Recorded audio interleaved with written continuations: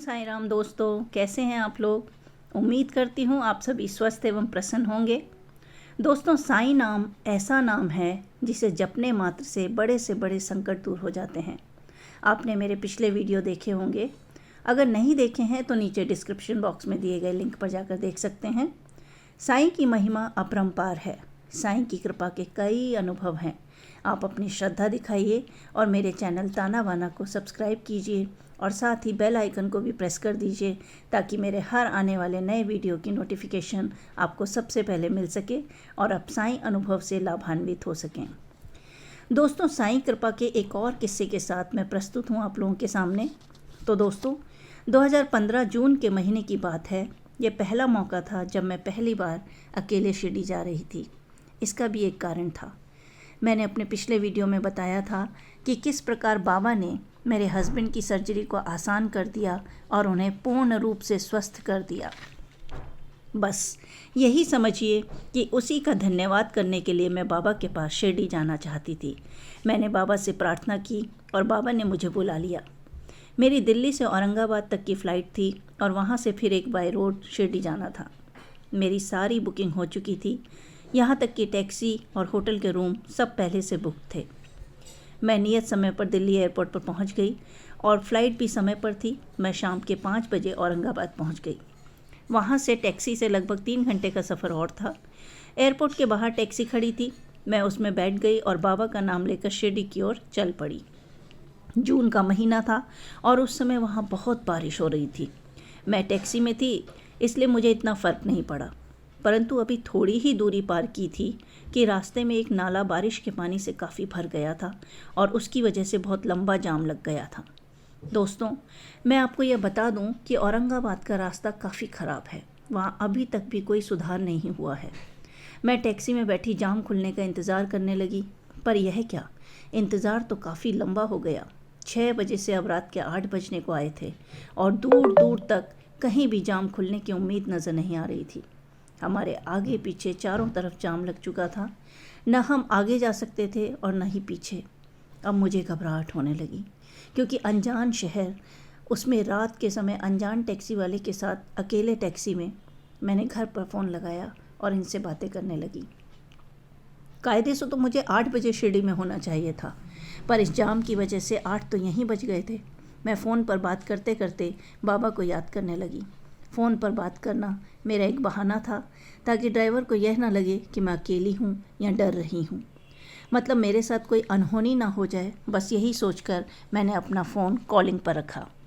रात धीरे धीरे गहराती जा रही थी। 1-1.5 घंटे के इंतज़ार के बाद ड्राइवर ने किसी तरह गाड़ी बैक की और हाईवे से ले जाने की बात कही। यह लंबा और सुनसान रास्ता था। कहावत है ना, मरता क्या ना करता। मैंने चलने के लिए हाँ कर दी। चलते चलते मैं बार बार पीछे मुड़ कर देखती तो मुझे दूर तक कोई गाड़ी नहीं नज़र आ रही थी। ऐसा सुनसान रास्ता था कि कई मील चलकर दूर कहीं जब रोशनी दिखती तो मेरी जान में जान आती। मैं डर तो बहुत गई थी, लेकिन फिर मैंने बाबा से बातें करनी शुरू कर दी और बाबा से कहा, हे साईं, आप ही ने मुझे बुलाया है। मुझे पता है आप मेरी परीक्षा ले रहे हैं। आप मुझे कुछ नहीं होने देंगे और सही सलामत अपने दर तक ज़रूर पहुंचा देंगे। बाबा, मैं आपके भरोसे ही तो यहाँ तक आई हूँ। अब आप ही मुझे शिरडी पहुँचाएंगे। बस बाबा के नाम के सहारे मैं अनजान रास्तों पर अनजान टैक्सी ड्राइवर के साथ चली जा रही थी। घड़ी की सुइयाँ तो घूमती ही जा रही थी। कई बार तो गाड़ी घने खेतों के बीच से भी निकली। जहाँ मुझे रात के 8 बजे शिरडी पहुँच जाना था, वहाँ करीब रात के 1 बजे मैं शिरडी पहुँची। शिरडी पहुँचते ही मैंने अपना सामान होटल के कमरे में रखा और हाथ मुंह धोकर सीधे पहुँच गई मंदिर के गेट नंबर 1 पर। दोस्तों, जैसे ही मैं गेट नंबर 1 पर पहुँची, वहाँ खड़े सिक्योरिटी गार्ड ने मुझसे पूछा, आ गई तुम? और उसके मुंह से यह सुनकर मैं हैरान रह गई। मुझे ऐसा लगा जैसे बाबा स्वयं उस सिक्योरिटी गार्ड के रूप में मेरी प्रतीक्षा कर रहे थे।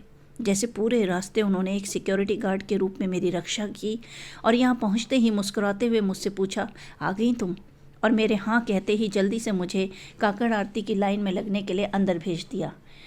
जो भक्तजन शिरडी नहीं गए हैं उन्हें मैं यहाँ बता दूँ कि सुबह 4 बजे मंदिर खुलता है और 4:30 बजे काकड़ आरती होती है। उसे अटेंड करने के लिए रात्रि 1 बजे लाइन में लगना होता है। सिक्योरिटी गार्ड के कहते ही मैं लाइन की ओर बढ़ गई। लाइन अभी शुरू ही हुई थी, इसलिए मैं दूसरे नंबर पर पहुंच गई। रात वहीं लाइन में मंदिर के परिसर में बिताई और सुबह होते ही बाबा ने जो दर्शन दिए वह सचमुच अनिवर्चनीय हैं। बाबा की काकड़ आरती और मैं बाबा के सामने, इससे अधिक सौभाग्य किसका होगा।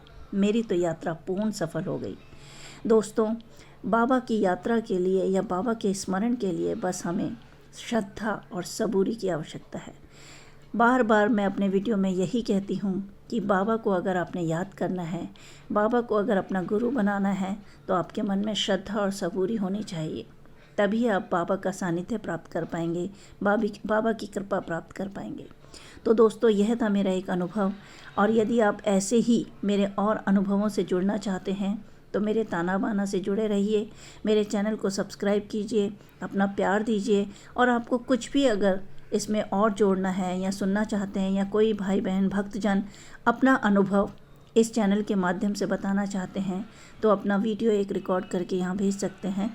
उसको हम अपने चैनल में, मैं अपने इस चैनल में ज़रूर शामिल करूँगी, और उनके अनुभवों से इस अनुभव गाथा को और हम विस्तार देते चले जाएंगे।